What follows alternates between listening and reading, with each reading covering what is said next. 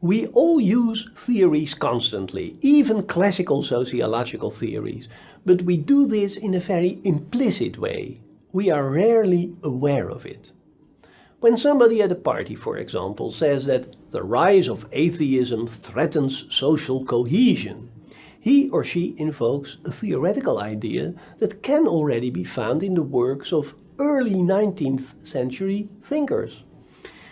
If you believe that we live in a class society and that the dominant group is suppressing the members of the poorer classes, even influencing their way of thinking, then you have internalized, maybe without being aware of it, some theoretical ideas that can be found in the books by Karl Marx. And those theories have practical consequences.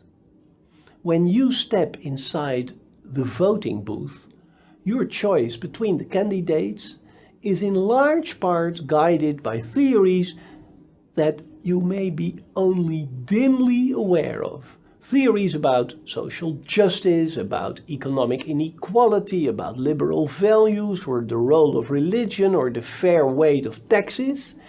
In that small, secluded space, you are in fact juggling with a multitude of theoretical notions.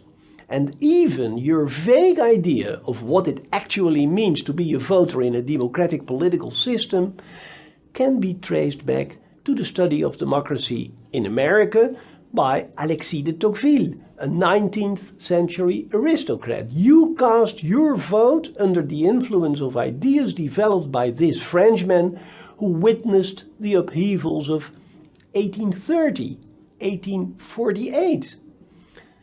When old classical sociological theories are so important for your daily life, it is worthwhile to think about them in a more reflexive way and to study their origins, their propagators, their critics.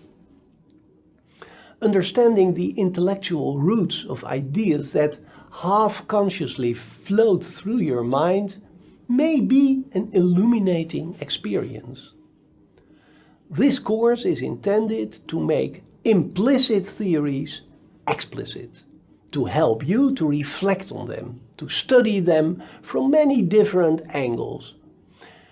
You may have very strong opinions in social life or in the political sphere, but it is a good idea when following this course to try to take a more detached position for the time being. My advice is to give every author that we discuss here the benefit of the doubt, but also the honor of a critical approach. Take for example the theory by Marx that I just mentioned. Maybe you call yourself a Marxist, and in that case you probably think that Karl Marx was, well, one of the greatest social thinkers that ever lived. My suggestion here is to put that thought, so to say, on hold during the duration of the course and to look at Marx's theories with a critical eye, even to look out for flaws and errors. On the other hand, if you strongly dislike Marxist thinking, try to give Marx the benefit of the doubt for at least the time that you study his work here. And please approach all those theories presented here with an open mind, critical but without prejudice. As far as that is possible, of course. Try to look at this subject matter with an attitude of curiosity, a bit like Alice in Wonderland. If you can do that, then there is something that you will receive in return. Having completed this course, you may see the social world in a slightly different light.